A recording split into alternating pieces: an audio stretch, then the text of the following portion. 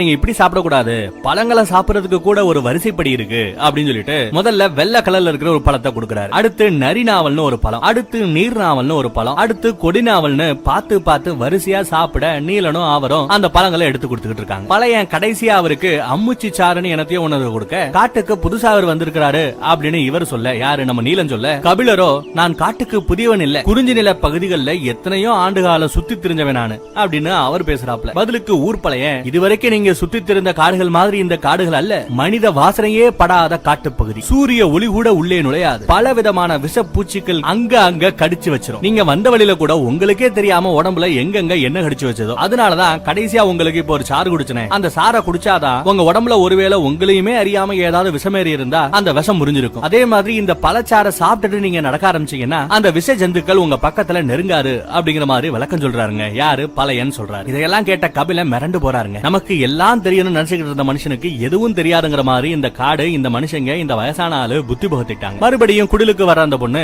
முதல்ல கபிலருக்கு தும்முச்சி சாருன்னு ஒன்னு சாப்பிட கொடுக்கறா. அதுக்கப்புறம் கொஞ்ச நேரம் கழிச்சு கஞ்சியும் தொட்டுக்க துவையலும் தரா. கபிலர் அந்த புளிப்பான கஞ்சியை ஒரு வாய் குடிச்சிட்டு துவையல லைட்டா தொட்டு நடுநாக்க வைக்க அடுத்த நொடியே காரத்துல கண்ணு கலங்குது. அம்புட்டு காரம். இவ்வளவு காரமான ஒரு துவையல அவர் வாழ்நாள சாப்பிட்டதே இல்ல போல. அவரோட கண்ணு கலங்குறத பார்த்து துவையல கொடுத்த அந்த பொண்ணு சிரிக்கிறா. வால் மிளகும் பிரண்டையும் கலந்த துவையலா. இந்த துவையல் இவ்வளவு காரமா இருக்கிறதுக்கான காரணம் என்னன்னா, அந்த துவையல மடிச்சு வைக்க யூஸ் பண்ற மகர வாழை இலை தான் காரணமா. ஒரு நாள் அந்த துவையல இந்த மாதிரி ஒரு இலையில மடிச்சு வச்சிருந்தாலே காரம் அப்படி கண்ணுல கண்ணீர் வர ரேஞ்சுக்கு இருக்கு. இந்த இலையில மடிச்சு வச்சு 3 நாளுக்கு அப்புறம் அந்த துவையல எடுத்து நாக்குனா அம்புட்டு காரமா இருக்குமா. 3 நாள் துவையல நல்ல வேலை உங்களுக்கு நான் கொடுக்கல அப்படின்னு அந்த பொண்ணு கபிலரை கேலி பண்றா. அவளோட சிரிப்புக்கு அது மட்டும் காரணம் இல்லைங்க. கூடையில இருந்து அவரு நம்ம கபிலரு முதல்ல எடுத்து சாப்பிட்ட பூ நாவலம் பூவா. பூ நாவல் பழத்தை பொதுவா பொண்ணுங்க தான் சாப்பிடுவாங்க. பொண்ணுங்களுக்கு தான் அது நல்லதா. அதை எடுத்து தெரியாதனமா நம்ம கபிலர் சாப்பிட்டிருக்காரு இல்லையா, அதை நினைச்சு அந்த பொண்ணு சிரிச்சுக்கிட்டு இருக்க கரெக்டா பழையனும் நீலனும் உள்ள வராங்க. பழைய, சுவாமி இவகிட்ட வாய கொடுத்தா மீளவே முடியாது, ஏதோ நீங்க விருந்தாளிங்கிறதுக்காக பார்த்து பக்குவமா நடந்துகிட்டு இருக்கா அப்படின்னு சொல்ல, கபிலர் மனசுக்குள்ள ரொம்பதான் பக்குவமா நடந்துகிட்டு இருக்கா அப்படின்னு தலையாட்டிக்கிட்டு அங்க இருந்து கிளம்புறாரு. இல்ல என்ன அவசரம், உட்காருன்னு சொல்லிட்டு அவரையும் உட்கார வச்சு பிறகு 2 பேரும் உட்காந்து பேச ஆரம்பிக்க, நம்ம பழையன் கேக்குறாப்ல எத்தனை நாள் தங்குறதா உத்தேசம் அப்படிங்கிறாரு. அதுக்கு நம்ம கபிலரோ ஒரு மாசத்துல மலையை விட்டு கீழே இறங்கணும் அப்படின்னு சொல்றாப்ல. ஓ, அப்போ 4 வருஷத்துக்கு ஒரு தடவை நடக்கிற அந்த கொற்றவை அப்படிங்கிற கூத்த பாக்க வந்தீங்களா அப்படின்னு நம்ம பழையன் கேக்குறாரு. கபிலருக்கு அப்படின்னா என்னன்னே தெரியலங்க. ஆனா பாக்கணும்ன்ற அந்த ஆர்வம் இப்ப வருது. அடுத்த நாள் நம்ம பழையன், நீலன், கபிலர் கூட ஒரு 10 பேர் சேர்ந்து காரமலையில இருந்து ஆதிமலை நோக்கி கிளம்புறாங்க. ஊர்ல இருக்கிற மத்தவங்க எல்லாம் 2 நாள் முன்னாடியே கொற்றவை அப்படிங்கிற அந்த கூத்த பாக்க கிளம்பிட்டாங்களா. 2 பகல் ஒரு இரவு ஆகுமா அந்த ஆதிமலையை போய் சேர. கபிலர் மெதுவாக நடக்க மத்தவங்களும் அவருக்கு துணையா பொறுமையா தான் நடந்து போறாங்க. காட்டோட அழக ரசிச்சுக்கிட்டே நடக்கிற நம்ம கபிலர், எல்லாமே ஒத்தையடி பாதையாவே இருக்கே, வண்டியில போக முடியாதா அப்படின்னு கேட்க, இந்த பரம்பு நாட்டுல 400க்கும் மேல ஊர்கள் இருக்கா. ஏகப்பட்ட ஊர்கள் இருக்கிறதுனால எல்லா ஊர்களையும் இணைக்க இந்த ஒத்தையடி பாதை தான் சரியா இருக்கும். ஆனா இந்த பரம்பு நாட்டை 8 திசையா பிரிச்சோம்னா 8 திசை எல்லைக்கும் போய் சேர்ற வர வீரர்களுக்கே தெரிஞ்ச குதிரையில போகக்கூடிய சில வழிகளும் இருக்கு அப்படின்னு நம்ம பழையன் சொல்றாரு. எல்லாருக்கும் தெரியாது, வீரர்களுக்கு தெரியுமா. நீலனும் அவன் பங்குக்கு கீழே இருந்து காரமலைக்கு ஒரு வண்டி பாதை இருக்கு, அதுவும் பாதையோட முடிஞ்சு போயிடும். கடல்ல இருந்து உப்பு கொண்டு வரவங்க அந்த பாதையில தான் பள்ளத்தூர் வரைக்கும் வந்து உப்பு வித்துட்டு போவாங்களாம். வெளியில இருந்து நாங்க வாங்குற ஒரே பொருள் உப்பு மட்டும்தான், உப்புக்கு பதிலா நாங்க மலையில விளையக்கூடிய பொருட்களை கொடுத்து அனுப்புவோம் அப்படின்னு வளர்க்கறோம். அவங்க பேசிட்டு நடந்து போய்கிட்டு இருக்கும் போதே பறவைகள் பயங்கரமா சத்தம் போட ஆரம்பிச்சிடுது. என்ன ஏதுன்னு நம்ம பழையன் ரொம்ப கூர்மையா கவனிச்சு பார்த்துட்டு, காக்கா விரிச்சிடா அப்படின்னு பயங்கரமா கத்துறாரு. உடனே எல்லாருமே ஆளுக்கு ஒரு பாறையில ஓரமா ஒளிஞ்சுக்கிறாங்க, மறைஞ்சுக்கிறாங்க. கபிலர் மட்டும் நடக்கிறது புரியாம அண்ணாந்து பாத்துக்கிட்டே இருக்க, நீல ஓடி போய் அவர் மேல பாஞ்சு கீழே தள்ளி தரையில படுக்க வைக்கணும். அது என்னடா காக்கா விரிச்சி, நாம கூட காக்கா நினைச்சோம். காக்கா விரிச்சி அப்படிங்கிறது ரத்தம் குடிக்கிற பறவையா. பொதுவா காக்காக்களையும் புறாக்களையும் வேட்டையாடக்கூடிய பருந்து, கழுகு அதுகளையே கொடூரமா வேட்டையாடி கொத்தி கொன்னுமா, அதை தின்னுமா. அது அந்த காக்கா விரிச்சி ஒரு பருந்தை வேட்டையாடிட்டு பறக்க, அதுக்கு பிறகுதான் மரணில இருந்து ஒளிஞ்சிருந்தவங்க எல்லாம் வெளியில வராங்க. பருந்துகளோ கழுகுகளோ இப்படி படபடத்து பறந்தா காக்கா விரிச்சி வருதுன்னு அர்த்தம் அப்படின்னு நம்ம பழையன் மத்த இளைஞர்களுக்கு சொல்லித்தராப்ல. கபிலர் பழையனை பார்த்து, ஐயா பழையரே, நீங்க இதை முன்ன பண்ண பாத்திருக்கிறீர்களா அப்படின்னு கேட்க, பாத்திருக்கிறேன், என் கண்ணு முன்னாடியே என் பொண்டாட்டிய பெடரிலேயே ஒரு கொத்து கொத்துச்சு, ரத்தம் பீச்சி அடிக்க அவ என் மடியிலேயே உசுர விட்டுட்டா அப்படின்னு பழையன் அந்த விபத்தை பத்தி விளக்கம் சொல்றாப்ல. இப்படி திடீர்னு அந்த சோக கதையை இந்த விதத்துல அவர் சொல்லுவாருன்னு கபிலர் எதிர்பார்க்கவே இல்ல, மிரண்டு போறாரு. உடனே எல்லாரையும் ஒரு விதமான சோகம் தொத்திக்குது. எல்லாரும் பேசாம அமைதியா நடந்து வராங்க. கொற்றவை விழாக்கு முன்னாடி இது போல நிறைய பறவைங்க வானத்துல ரத்த சிந்துறது நல்ல சகனம் தான். ஆளானப்பட்ட அந்த காக்கா விரிச்சியவே வாழை வீசி வெட்டு தள்ளினவன் நம்ம பாரி அப்படின்னு பழைய ரொம்ப பாசிட்டிவா கொஞ்சம் பேச ஆரம்பிக்கிறான், டாபிக்கா மாத்திரம். உடனே இளைஞர்களுக்குள்ள மனசுக்குள்ள அந்த வீர உணர்வு பொங்கி எழுது. அங்க நிலவன அந்த சோகம் கொஞ்ச நேரத்துல மறந்து போகுது. இருட்டுற நேரம் நடுமலையில இருக்கிற புலிவால் குகையில போய் தங்குறாங்க. அது ரொம்பவே நீளமான ஒரு குகை. ஏற்கனவே நடந்து மேல வந்தவங்க நிறைய பேரு அங்க ஏற்கனவே தங்கி ஓய்வெடுத்துக்கிட்டு இருக்காங்க. பசி போக்க உப்பு போட்டு அவிச்ச இந்த பன்னிக்கறி எல்லாம் எடுத்து வச்சிருக்காங்க. யாரு ஏற்கனவே போன அங்க தங்கி இருக்கிற மக்கள். நீல அவங்க கிட்ட இருந்து வாங்கி அந்த உப்பு கறிய கபிலருக்கு கொடுக்குறாங்க. கபிலரும் அதை சாப்பிட்டுட்டு அடுத்த ரவுண்டு தின்னலாமா அப்படின்னு யோசிச்சுட்டு இருக்கும் போது ஒரு பொண்ணு இவர் கை நிறைய அந்த உப்பு கறியை கொடுத்துட்டு அவசரமா குழந்தைக்கு பால் கொடுக்க ஓடிடுறாங்க. குழந்தைக்கு பசியாத்திட்டு திரும்பி வந்து பார்க்க கூடையில கொண்டு வந்திருந்த அம்புட்டு உப்பு கறியும் தீந்து போயிடுச்சு. அவங்க சாப்பிடுறதுக்கு உப்பு கறி கொஞ்சம் கூட இல்ல. பசியில அந்த தாயி வாட்டமா போக கபிலர், மகளே எங்க எல்லாத்தையும் பசியாத்தன, உனக்கான உணவு இங்க இருக்குமா அப்படின்னு கூப்பிடுறாரு. உடனே அவளும் மகிழ்ச்சியோட அதை வாங்கிக்கிறான். நிறைய நடந்ததுனால கபிலருக்கு அங்க கால்வலி வரும் இல்லையா, சோ அந்த வலியை விரட்ட 2 கோவல ஈச்ச மதுவை கபிலருக்கு தராரு நம்ம நீலன். நல்லா சாப்பிட்டுட்டு எல்லாரும் படுத்து கிடக்காங்க. நம்ம கிழவன் கபிலருக்கு மட்டும் தூக்கம் வர மாட்டேங்குது. தூங்க முடியாம எந்திரிச்சு நடக்க ஆரம்பிக்கிறாப்ல. அவரை கவனிக்கிற நீலன் அவரை கைய பிடிச்சு பக்கத்துல இருக்கிற அந்த நீரூற்றுக்கு அழைச்சிட்டு போறாரு. எதிர்பாராம உங்களை அந்த காக்கா விரிச்சுக்கிட்டு இருந்து காப்பாத்த கீழே தள்ள வேண்டியதா போச்சு. உங்க உடம்புல பட்ட அந்த சராய்ப்புக்கு என்ன மன்னிச்சிடுங்க அப்படின்னு நம்ம நீலன் சொல்ல, தம்பி அதனாலதான் நான் இப்ப உசுரோட இருக்கேன், இல்லனா அதுவும் என் புடனில குத்தி என் ரத்தத்தை ருசி பார்த்திருக்கும். இதெல்லாம் இல்லாம காக்கா விரிச்சிய உன் புண்ணியத்துலதான் நான் பாத்துருக்கிறேன் அப்படின்னு சொல்ல, என்ன சொல்றீங்க, காக்கா விரிச்சிய பாத்திருக்கீங்களா? ஒட்டுமொத்த பரம நாட்டிலேயே காக்கா விரிச்சிய நல்லா பார்த்தவங்க ஒரு 10 பேர் கூட இருக்க மாட்டாங்க. நீங்க அந்த காக்கா விரிச்சிய பாத்துட்டீங்களா அப்படின்னு கொஞ்சம் ஆச்சரியத்தோட நீலன் கேக்குறான். ஏன்னா எல்லா பேரும் குளிஞ்சுக்கிட்டாங்க,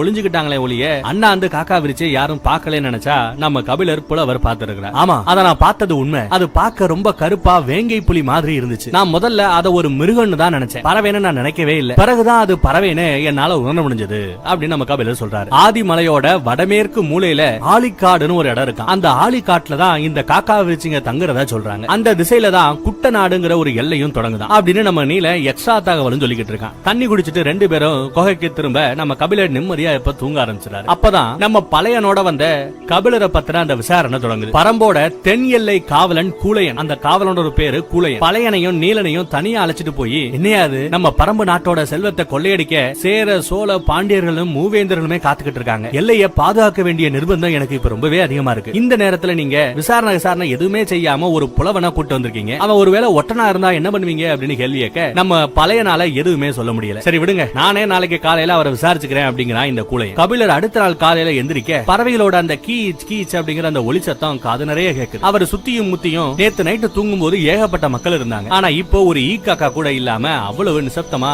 ஆளரவம் இல்லாம இருக்கு. எங்க அந்த நீலனை கூட காணோம், விட்டுட்டு போயிட்டானா அப்படின்னு குழம்பு போய் இருக்கிற நம்ம கபிலர் குகையோட வாசலுக்கு போக யாரோ பாறை மேல கம்பீரமா உட்கார்ந்துட்டு இருக்காங்க. மக்கள் கூட்டம் மலையோட சரிவுல ஒதுங்கி நிக்க பாறையில உட்கார்ந்து இருக்கிற அந்த மனுஷன் எந்திரிச்சு வராருங்க. அவரோட முதுகுக்கு பின்னாடி சூரியன் அப்படியே மறைஞ்சிருக்க ஒளி வெள்ளத்துல கண் அப்படியே கூசுது நம்ம புலவர் கபிலருக்கு. கிட்டத்துல வரவரு, இவ்வளவு வலியையும் வேதனையும் தாங்கி மலை கடந்து வந்திருக்கிறீர்களே, இனியாவது உங்களை வழி தெரியாமல் நான் எங்கள் தோளில் தூக்கி செல்லலாமா, உங்களை சுமந்து கொண்டு போகலாமா அப்படின்னு கேட்க கபிலர் தகச்சு போய், நீங்க யாருன்னு கேட்கிறார். வந்திருக்கிறது வேற யாரும் இல்ல, நம்ம வீர யுக நாயகன் வேலீர் குல தலைவன் சாட்சாத் நம்ம வேல்பாரி தாங்க. அப்பாடா, இப்பதாங்க நம்ம ஹீரோவையே கண்ணுல காமிக்கிறாங்க. பெரும்புலவர் கபிலரோ வணக்கம் சொல்லிட்டு மரியாதை செலுத்திட்டு, இவரும் இன்னும் நிறைய மரியாதை நம்ம புலவருக்கு செலுத்திட்டு புலவரையே தன்னோட தோல்ல தூக்கிட்டு ஆதிமலைக்கு போய் சேர்றாரு. யாரு? நம்ம வேல்பாரி. பரம்பு மக்களுக்கு கபிலரை பத்தி தெரியாட்டியும் இப்போ அவரோட பேச்சுதான் ஊர் முழுக்க பரவிக்கிட்டு இருக்கு. ஏன்னா ஒரு புலவரை, ஒரு மன்ன, ஒரு தலைமை இப்படி தூக்கிட்டு போவான்னு யாருமே எதிர்பார்க்கல. கபிலரோட பேரும் புகழும் மதிப்பும் மரியாதையும் தெரிஞ்சதுனாலதான் இப்பேற்பட்ட மரியாதை. கொஞ்ச நேரத்துக்கு முன்னாடி வேற ஒரு நாட்டுல இருந்து வரப்போ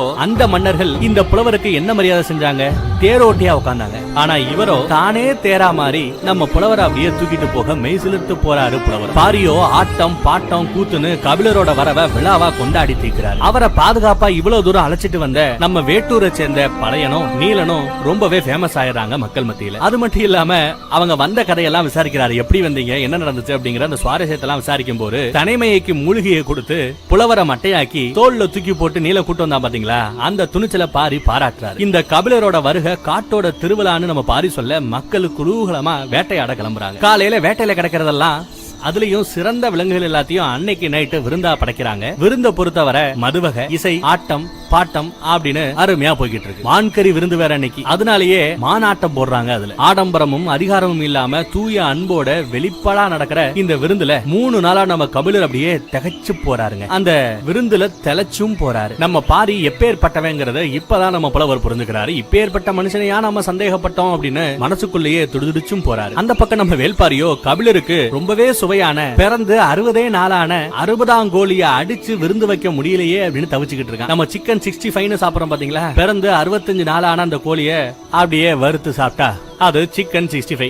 அந்த காலகட்டத்துல சிக்கன் 60 தான் ஃபேமஸ் போல, அதை கொடுக்க முடியலையேன்னு வருத்தம் யாருக்கு, நம்ம பாரிக்கு. படிச்சுக்கிட்டு இருக்கும்போது இதுதான் விளக்கம்னு நானும் தப்பா நினைச்சிட்டேன். அதுக்கப்புறம் பார்த்தா இன்னொரு விளக்கம் சொல்றாங்க அந்த 60ஆம் கோழிங்கிறத பத்தி. இந்த 60ஆம் கோழிங்கிறதுக்கு கோழி போல உடலும் சேவல் போல வால் இருக்குமா. 60 நாளைக்கு ஒரு முறை முட்டை போட்டு மண்ணுக்குள்ள புதைச்சு வைக்குமா. அதோட சுவைக்கு ஏங்கி புலி அது இருக்கிற அந்த இடத்தை சுத்தி சுத்தி வருமா. ஆனா புலியால கூட அதை வேட்டையாட முடியாதான், அந்த அளவுக்கு வலிமையானதாக இருக்குமா இந்த கோழிங்க. அதே மாதிரி சாகுறதுக்கு முன்னாடி சேவல் மாதிரி கடைசியா ஒரு சத்தம் போட்டுட்டு கத்திட்டே உயிரை விட்டுருமா. இந்த 60ஆம் கோழியை தான் முருகன் தன்னோட கொடியில வச்சிருக்கிறாராம். பாரி சொன்னாருன்றதுக்காக பரம்பு மக்கள் 3 நாளா காடு முழுக்க அந்த 60ஆம் கோழியை தேடி அலையறாங்க. பாரியோட நிழல் போட கூடவே திரியறான் ஒரு முடியன்றவன். கூடவே இருக்கிறாப்ல எவ்வியூரை சேர்ந்த பெரியவர் தேக்கன். சோ பாரி சொன்னாருன்ட்டு மக்கள் சுத்திக்கிட்டு இருக்காங்க அந்த கோழியை தேடி. பாரியோட நிழல் மாதிரி திரியற முடிய அந்த பக்கம் தேக்கன். தேக்கன் பெரியவர், முடிய கொஞ்சம் வயசு கம்மி, அவங்களும் தேடிக்கிட்டு இருக்காங்க, அலைஞ்சுகிட்டு இருக்காங்க. 3 நாள் கஷ்டப்பட்டு கூட அந்த 60ஆம் கோழிங்கிறது கிடைச்ச பாடு. கபிலர் வந்து சேர்ந்த 4ஆம் நாள் அன்னைக்கு காலையில நம்ம பாரி குறி சொல்ற அந்த வேலம் பூசாரி முன்னாடி போய் ஒரு கடம மரத்துக்கு அடியில நிக்கிறார். தமிழகத்துல இருந்த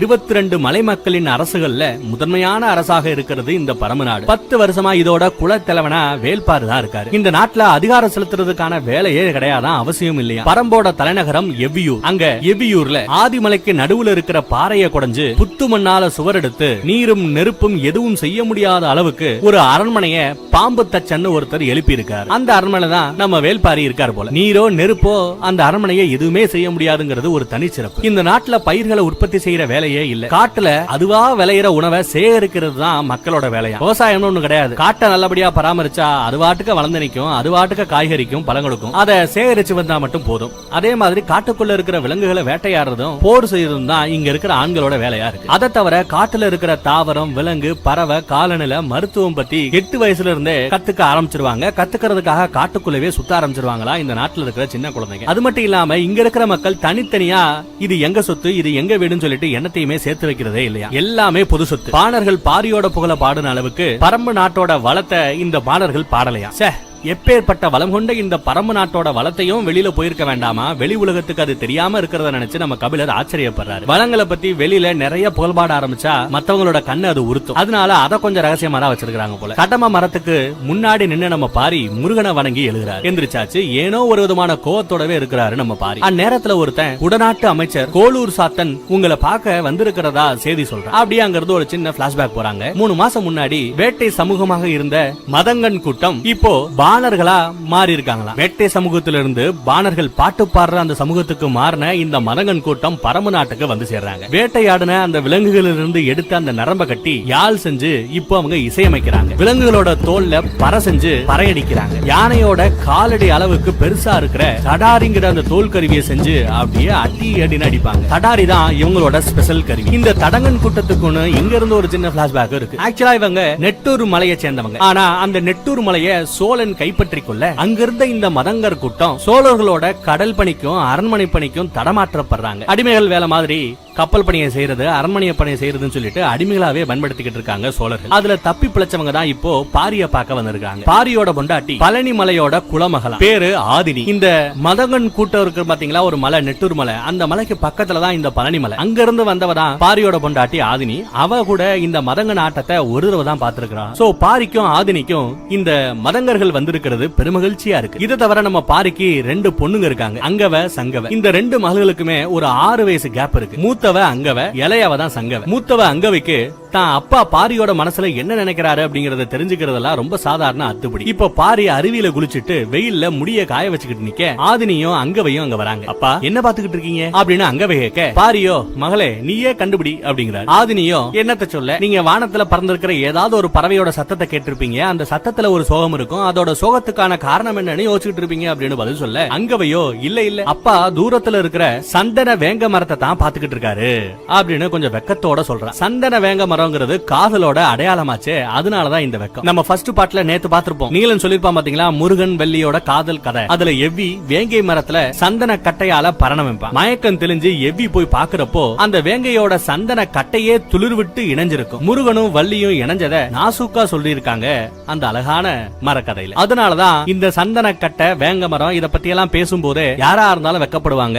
மூத்தவ அங்கவ வெக்கப்படுறா. ஆம், பாரி சொல்றாரு, ஆம் சந்தன வேங்கையை தான் நான் பார்த்து கொண்டிருந்தேன், அங்கவையோட திருமணத்தை பத்தி யோசிச்சு கொண்டிருந்தேன் அப்படிங்கிறாரு. தான் பொண்ணோட கல்யாணத்தை பத்தி யோசிச்சுட்டு இருந்திருக்காப்ல மனுஷன். உனக்கு கல்யாணம் முடியறதுக்குள்ள, கல்யாணம் பண்ணி வைக்கிறதுக்குள்ள பெரும் புலவர்களான பரணரோ இல்ல இந்த கபிலரோ வந்து உனக்கு எழுத்து எழுதுறது எப்படி அப்படின்னு சொல்லி கொடுத்திருந்தா நல்லா இருந்திருக்கும். கல்யாணம் பண்ணி வைக்கிறதுக்குள்ள குழந்தைக்கு படிப்பு சொல்லி கொடுக்கணும், எழுத சொல்லி கொடுக்கணும் அப்படின்னு ஆசைப்படுறாரு அப்பன் வேல்பாரி. அரண்மனையில சமையல் தயாராகிட மூத்தவ அங்கவ அங்க இருந்து கிளம்பிடுறா. ஆதினியோ சரி வாங்க அந்த சந்தன வேங்க மரம் வரைக்கும் போய் வரலாமேன்னு பாரிய கூப்பிடுறாங்க. அப்பதாங்க பாரி ஒரு உண்மையை சொல்றாரு. அவரு நிஜமாகவே பறவையோட அந்த துயர குரலை தான் கேட்டபடி இருந்தாரா. பொண்டாட்டி ஆதினி சொன்னதுதான் கடைசியில சரியா இருக்கு. ஆனா பொண்ணு அங்கவ டீனேஜ் வயசுல இருக்கிறதால அவளோட கண்ணு ரொம்ப இயல்பாவே சந்தன வேங்கை மரத்துக்கு பக்கம் போயிருக்கிறதா நம்ம பாரி சொல்றாப்ல. அப்புறம் எதுக்கு அவ சொன்னதை சரி அப்படிங்கிற மாதிரி நீங்க சொன்னீங்க அப்படின்னு நம்ம ஆதினி கேட்க, குழந்தைங்க கிட்ட விட்டு கொடுக்கிறது தான், அதுலயும் குறிப்பா ஒரு அப்பா தான் குழந்தைங்க கிட்ட விட்டு கொடுக்கும் போதுதான் ஆணாகவே இருந்தாலும் அவங்களால தாய்மையை உணர முடிகிறது அப்படின்னு நம்ம பாரி பதில் சொல்றப்போ அப்படியே புல்லரிச்சு போயிடும். அதுல மனசு உருகி போற பொண்டாட்டி ஆதினி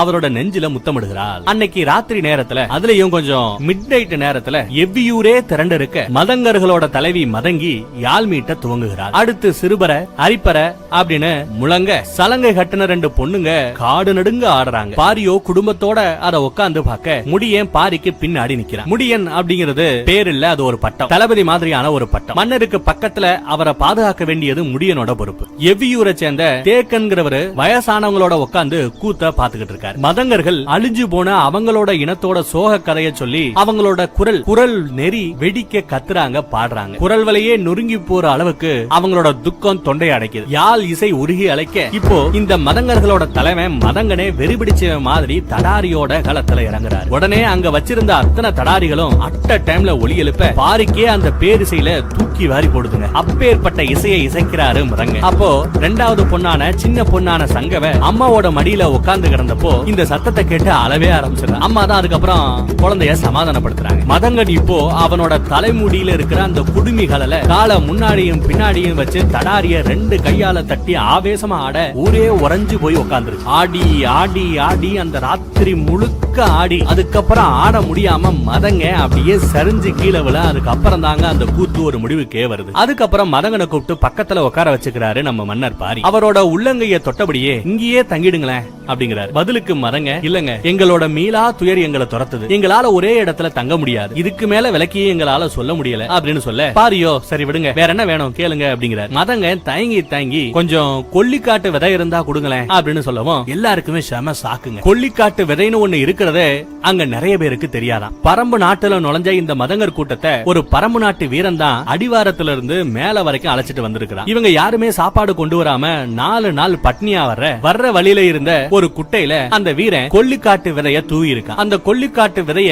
சாப்பிடுறதுக்காக அந்த குட்டைக்குள்ள இருந்த மீன்கள் எல்லாம் அப்படியே குபுகுபுன்னு அதை சாப்பிட்டதுமே அதுக்கு எல்லாம் மயங்கி அப்படியே குட்டையில மிதக்க ஆரம்பிக்குது மீன்கள். உடனே அந்த வீரன் அந்த மீன்கள் எல்லாத்தையும் எடுத்து மதங்கர் கூட்டத்துக்கு நல்ல சுட்டு சமைச்சு போடுறான். கொஞ்ச நேரத்துக்கு அப்புறம் தண்ணியில மயங்கி அப்படியே மிதந்த மீன்கள் 1000. ஆனா இவ எடுத்த மீன்களோ கொஞ்சம் மீன்கள் தான். மீதி மீன்களுக்கெல்லாம் என்னாச்சு அப்படின்னு பார்த்தா அதுகளெல்லாம் மயக்கம் தெளிஞ்சு மறுபடியும் நீந்தி போயிடுது. அப்பேற்பட்ட ஒரு அருமையான மருந்து, மீன்களையே மயக்கம், அதுவும் சில மணி நேரம் சில நிமிடங்கள் செய்யக்கூடிய ஒரு அருமையான விதை தான் இந்த கொல்லிக்காட்டு விதை. அதை பத்தி இவங்களுக்கு தெரிஞ்சிருக்கு. அந்த வீரங்கிட்ட விதைய பத்தி தெரிஞ்சுக்கிட்டு அதுக்கப்புறம் தான் மதங்க இப்போ பாரிக்கிட்ட அதை கேட்கறான். உடனே அங்க இருந்த பெரியவர் தேக்க, அது எங்களோட குலப்பொருள், வெளியே போக கூடாதுங்கிறாரு. குலப்பொருள் வெளியே போக கூடாது அப்படிங்கிறது குலநாகினியோட கட்டளை, தெய்வத்தோட கட்டளை, குலதெய்வத்தோட கட்டளை அப்படிங்கிறார். மதங்கடும் சரின்னு புறப்பட தயாராக வள்ளலான நம்ம வேல்பாரி 2 தாலி நிறைய 2 அண்டா நிறைய அந்த கொல்லிக்காட்டு விதைகளை அள்ளி தராருங்க. ஆனா இத பார்த்த இவரோட பொண்டாட்டி ஆதினிக்கும் பெரியவர் வேண்டான்னு சொன்ன தேக்கனுக்கும் உள்ளுக்குள்ள ஏதோ ஒரு இனம் புரியாத நடுக்கம் ஏற்படுது. இந்த விதைகளை வச்சு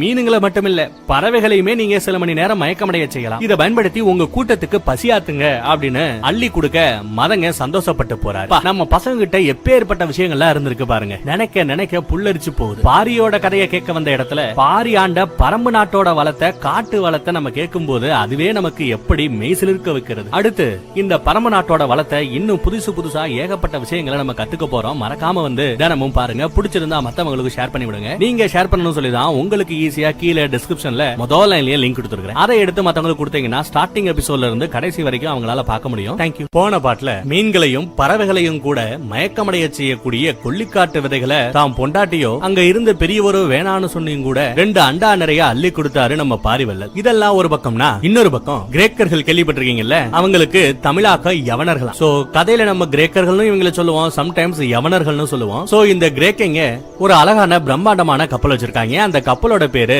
சொலாண்டியா. அந்த சொலாண்டியாங்கிற கப்பலோட மாலுமி பேரு எபிரஸ். அந்த கப்பலோட பாதுகாப்பு தளபதி பேரு கிரேஷியன். கிரேக்கர்களோட இந்த சொலாண்டியா கப்பல் கடற்கொள்ளையர்கள் இருக்கிற மேலி மேட்டையும் மங்களகிரியையும் தாண்டி தொண்டிக்கு வந்து சேர்றாங்க. தொண்டியில இருந்துதான் கடற்கொள்ளையர்களோட பஞ்சாயத்து இல்லாம ரொம்ப பாதுகாப்பா கடற்பயணம் மேற்கொள்ளக்கூடிய ஆரம்ப புள்ளியே இங்கதான் ஆரம்பமாகுது. கடற்கொள்ளையரோட ஆதிக்கம் எங்க அதிகமா இருக்குங்கிறாங்க, மேலிமேடு மங்களகிரி. கடற்கொள்ளையரோட ஆதிக்கமே இல்லாம ரொம்ப பாதுகாப்பான கடற்பயணம். அப்பாடா இந்த ஏரியா தாண்டிட்டோம்யா, இதுக்கப்புறம் நமக்கு பிரச்சனை இல்லையா அப்படின்னு பொதுவா எல்லா பேருமே ஃபீல் பண்ணக்கூடிய இடங்கள் அந்த மேலிமேடு மங்களகிரி. அதை தாண்டி தொண்டி நாட்டை தொட்டாலே அவங்களுக்கு அவ்வளவு சந்தோஷம். அப்பாடா தொண்டிக்கு வந்தாச்சு, இனி எந்த பிரச்சனையும் இருக்காது அப்படின்னு அவங்க சந்தோஷப்படுவாங்க. இந்த தொண்டியில இருந்து அடுத்து முசிறி, அடுத்து குமரி, அடுத்து கொர்க்கை அப்படின்னு ஏகப்பட்ட ஸ்டாப்பிங். அப்படியே கடைசி ஸ்டாப்பிங்கா புகார் வரைக்கும் போய் சேருவாங்க. புகார் போனதுக்கு அப்புறம் அங்கதான் இந்த ஏற்றுமதி இறக்குமதி இந்த கணக்கு வழக்கெல்லாம் முடிச்சுக்கிட்டு மறுபடியும் கப்பல் கிரேக்க நாட்டுக்கே யவன நாட்டுக்கே போய் சேரும். அதே சமயத்துல சேரர்கள் குலம் இப்போ 2 குலமா பிரிஞ்சிருக்காங்க. ஒரு குலத்தோட பேரு உதயன் பரம்பரை, இன்னொரு குலத்தோட பேரு அந்துவன் பரம்பரை. உதயன் பரம்பரைக்கு தலைநகர் வஞ்சி, துறைமுகம் முசிறி. அந்துவன் பரம்பரைக்கு தலைநகரம் மாந்தை, துறைமுகம் தொண்டி. சேரகுலத்து உதயன் பரம்பரையோடது குட்டநாடுன்னு, சேரகுலத்து அந்துவன் பரம்பரையோடது குடநாடுன்னு சேர நாட்டையே 2 நாடா குட்டநாடு குடநாடுன்னு பிரிச்சுறாங்க. குட்டநாடு உதயன் பரம்பரையோடது, குடநாடு அந்துவன் பரம்பரையோடது. சொலாண்டியா கப்பல்ல வந்த எபிரஸ் குடநாட்டோட துறைமுகமான தொண்டியில ஒரு மாளிகையில ஓய்வெடுத்துக்கிட்டு இருக்க அவங்களோட கப்பல்ல இருந்து பவளக்கற்கள், கண்ணாடி, மதுவகைன்னு ஏகப்பட்ட ஐட்டங்கள் இறக்குமதி ஆகுது. இங்க இருந்து ஏற்றுமதியாக வேண்டிய மிளகு, உதிர வேங்கப்பட்ட இந்த ஐட்டங்கள் எல்லாம் கப்பல் புகார் போயிட்டு திரும்பி வரும்போதுதான் கப்பல்ல ஏத்துவாங்க. எபிரஸ பார்க்க குடநாட்டு அமைச்சர் கோலூர் சாத்தனும் 2 வணிகர்களும் வராங்க. அவங்க கையில பரம்போட குலப்பொருளான கொல்லிக்காட்டு விதை இருக்க அதோட மகிமையை தெரிஞ்சுக்கிற எபிரஸ், நான் புகார் போயிட்டு கப்பலை திருப்பிக்கிட்டு வருவேன், அதுக்குள்ள நீங்க எவ்வளவு முடியுமோ அவ்வளவு இந்த கொல்லிக்காட்டு விதைகளை சேர்த்து வைங்க, மொத்தமா வாங்கிக்கிறேன்னு சொல்லிட்டு கிளம்புறாரு. கோலூர் சாத்தன் குடநாட்டோட துறைமுகமான இந்த தொண்டி கடல் வணிகத்துல நம்பர் 1 ஆக போகுதுன்னு ரொம்பவே சந்தோஷப்படுறாப்ல. அதே ஆர்வத்துல அந்த 2 கூட வந்த வணிகர்களையும் அழைச்சுக்கிட்டு